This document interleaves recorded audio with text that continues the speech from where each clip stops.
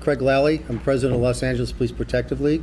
My first name is spelled Craig, C-R-A-I-G, Lally, L-A-L-L-Y.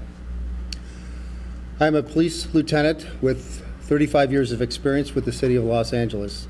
I also have 13 years of experience in preparing operational plans for the LAPD, specifically in the areas of ensuring large-scale protests are peaceful. As police officers, we are sworn to protect the safety of everyone. That includes our citizens who wish to exercise their First Amendment rights. However, there are limits. Regardless of how you feel about the outcome of the election, there is no justification for destroying property. There is no justification for putting pedestrians and motorists at risk of serious injury. And there is never, never a justification to assault a police officer. There's also no justification for our political leaders to condone or even encourage such destructive behavior. We, along with the officers of the Los Angeles Police Department, were very disappointed and angry to see Mayor Garcetti state, and I quote, "We have to make sure we don't break too many laws," when encouraging the unlawful actions of protesters. When officers are being physically assaulted, when property is being vandalized, those are words of encouragement to those who intend on breaking the law. The officers, when I talked to many of them over the last week, want to know whose side is the mayor on. This comes at a smack in the face of the frontline officers who risk their safety to protect others' rights. The mayor's words are particularly offensive given that an LAPD officer was assaulted by multiple suspects and beaten with his own handcuffs for simply doing his job. Where was the mayor rebuke of those who choose the violence over peace? Where was his rebuke for those who felt emboldened enough to assault a police officer in the middle of the day? The mayor stated that the protests on Wednesday and Thursday were, quote, beautiful. The officers who were surrounded by the protesters on the 101 freeway at Alameda were physically assaulted, and for just doing their job, they don't think it was so beautiful.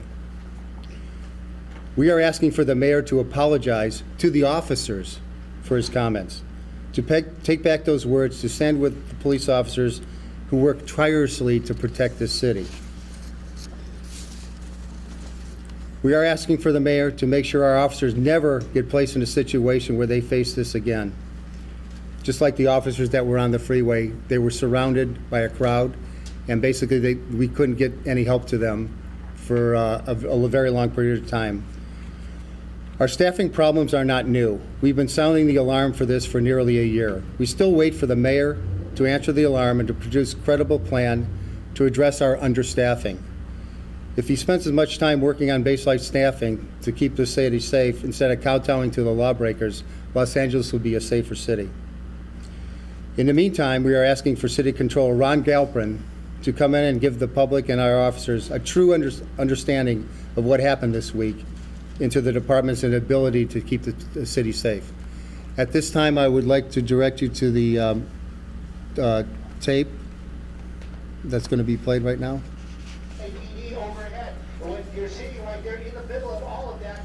And what you are seeing here is the actually it was 4 motor officers who were on the 101 freeway to Alameda. They were there, their job was to shut the freeway down, shut the freeway off-ramp down so pedestrians couldn't come in and get hit by cars coming off the freeway. They were given a task, but they were never given any aid to accomplish this goal. There's some confusion about exactly where it is, but the helicopter overhead's been kind of telling these guys, this is where it is, this is where you need to be. And I'm sorry, I forgot to introduce my other co-board members. This is Lou Terriaga, who's a board member of the Los Angeles Police Protective League. Rob Harris, a director with the Los Angeles Police Protective League, and also Christy Eckert, who's also a director. We'd like to introduce Rob, and he's going to tell us about why we sent a letter to Ron Galprin. Thank you, Craig. Good morning. My name is Robert Harris, RobertHarris, and I am a director with the Los Angeles Police Protective League. As Craig discussed, the Los Angeles Police Protective League has legitimate concerns with the lack of planning by the LAPD command staff to keep the residents and police officers safe during the well-publicized post-election protests. Our concerns don't stop there. After the protests began, there was not a swift response by the department to deploy what resources were at its disposal to keep the peace. These protests were broadcast all over social media, yet on the day after the election, our department leadership was either caught flat-footed by a lack of anticipation or planning, or worse, they deliberately abdicated their responsibility to ensure the safety of all residents of Los Angeles, not just the protesters intent on breaking the law. As such, we are asking the City Controller, Ron Galpern, to conduct a full investigative audit into how the department was staffed last week and why officers and the public were left in dangerous positions without the resources to keep everyone safe. We want to know why officers were not held over, why officers were not called back to help preserve the safety of Los Angeles residents and police officers. To provide some examples of the dangers faced by LAPD officers from the protests, I'll give you some examples. On Wednesday, November 9th, only 3 LAPD motor units were dispatched to prevent hundreds of protesters from swarming and ultimately closing Highway 101. These officers were completely surrounded by protesters. This included protesters getting behind the officers' positions, which is a very dangerous situation for our officers. According to one of the officers' firsthand accounts, their radio call for assistance did not yield backup for over 30 minutes.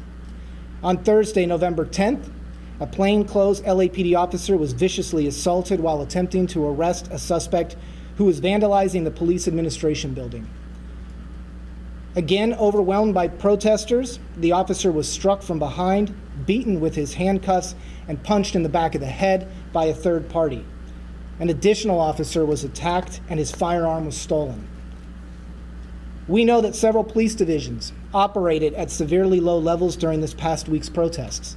For example, based on the Saturday, November 12th LAPD logged on units report, it was noted that Rampart Division only fielded 3 basic 8 cars when they are actually supposed to deploy 9. The West LA Division only had 3 basic 8 cars and they were supposed to have 7. And Pacific only fielded 2 basic 8 cars and they're supposed to have 8. These staffing levels are putting the public and officers at risk. It's quite apparent that the LAPD command staff is attempting to hide the extent of the department's staffing crisis.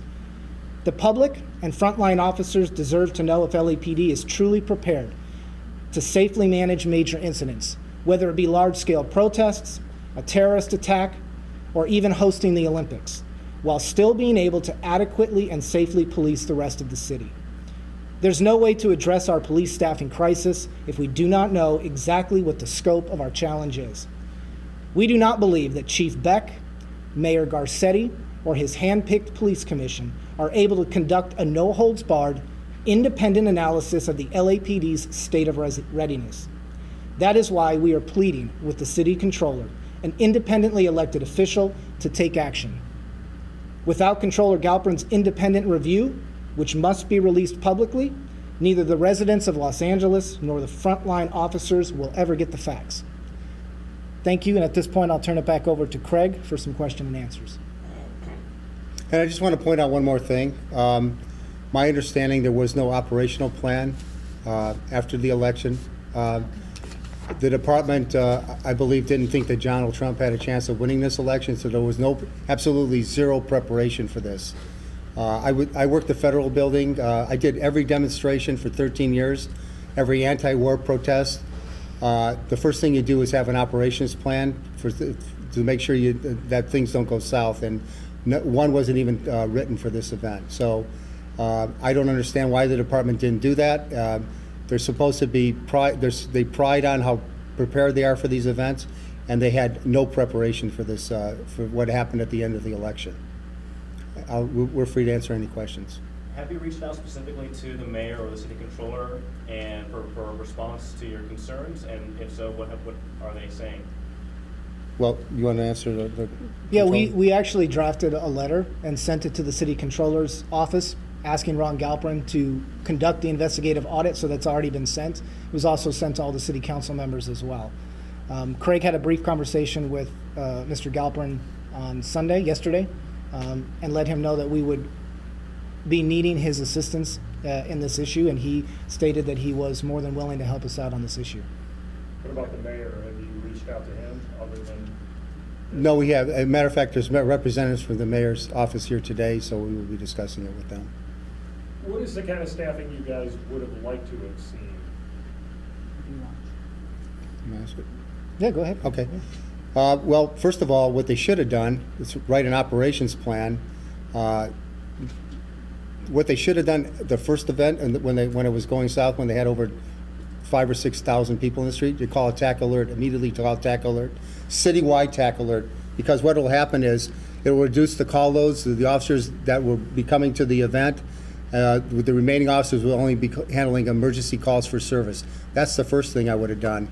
I would have been looking possibly at a mobilization if this continued over several days. A mobilization is when you have every officer working, nobody goes home. You go to A and B watches, you work 12-hour watches. The only drawback with that, it costs the city approximately $1.8 million to do it 1 day of a mobilization. But that's kind of some of the stuff they could have looked into. Definitely a TAC alert. That would have saved a lot of, the officers were stressing out, especially the officers that were left behind in their divisions. There were sometimes 4 cars, actually 3 cars or 4 cars, and they were still handling for all the calls for service. That would have been a great help, a tactical alert citywide. How much does that generally cost? The tackle. I don't know the answer to that. I just know what the mobilization would cost, because you're calling officers in from home. It depends on how long you're going to be working. You know, if you're a tactical alert, how long you're going to be extended into watch. That's what. Do you think that's the reason why they didn't do it, was the money? Or? Well.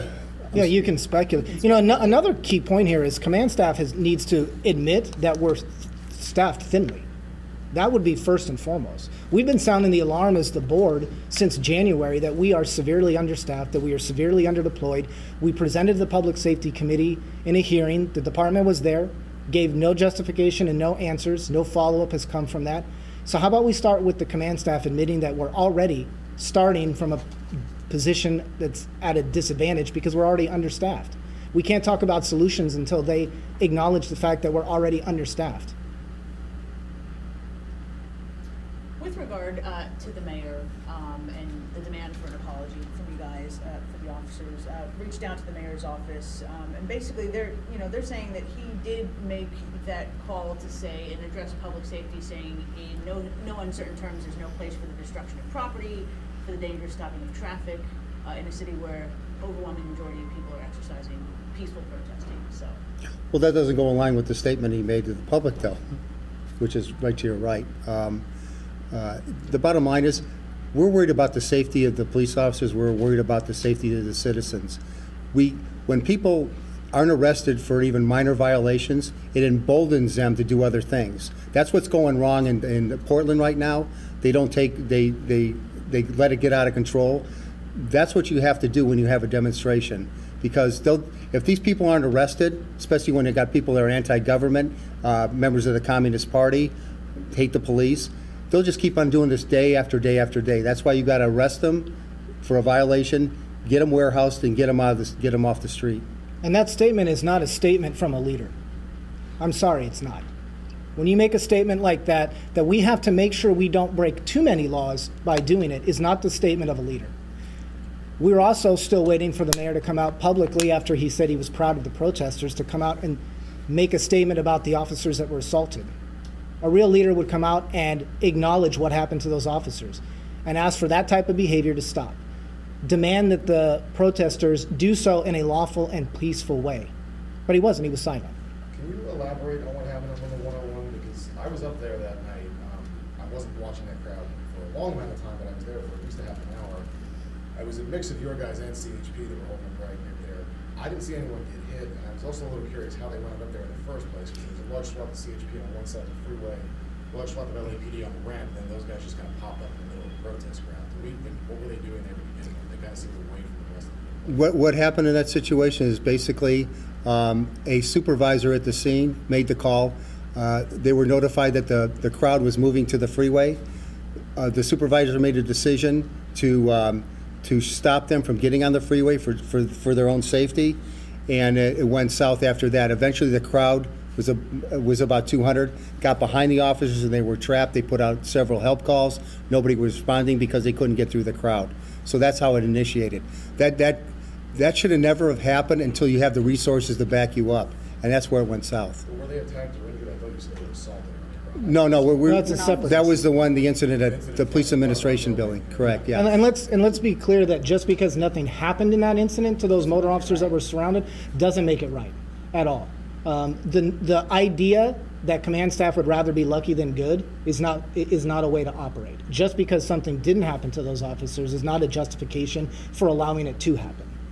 And something to throw in there, Metropolitan Division's officers were there about an hour before this happened on the freeway. They were all sent home.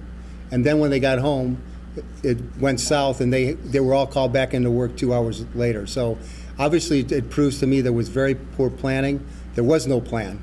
And to let our ready reserve, everybody to go home, that's our ready reserve for the city, to go home and then call them back, that's unacceptable. Were they there ahead of the preventative measure? Because our protest kind of wound through Skid Row. It was heading that way for a while. They were up on that overpass for a while before they went down. So Right. it wasn't. Would ideally, if Metro was there, because I talked to one of the Metro lieutenants that was responding back from home, he said what he would have done was, that was on the freeway on-ramp, and basically what they would have done is block the north end and the south end and cordon them off because it was, there was barriers up because they couldn't, it was about a 40 or 50-foot drop.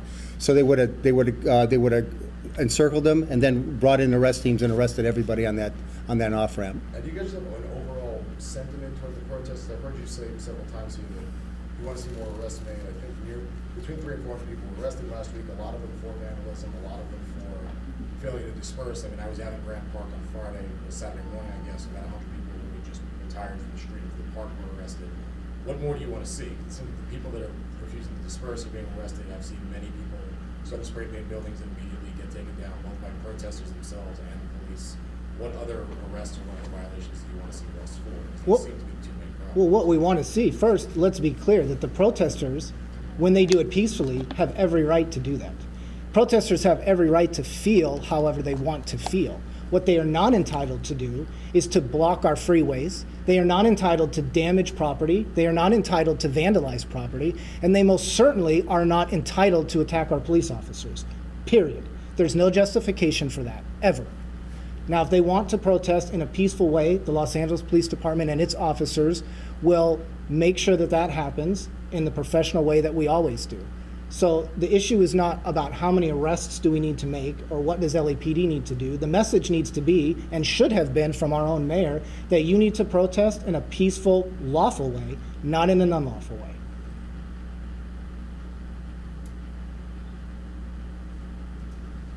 Any other questions? Thanks folks for coming. We'll be available for one-offs if you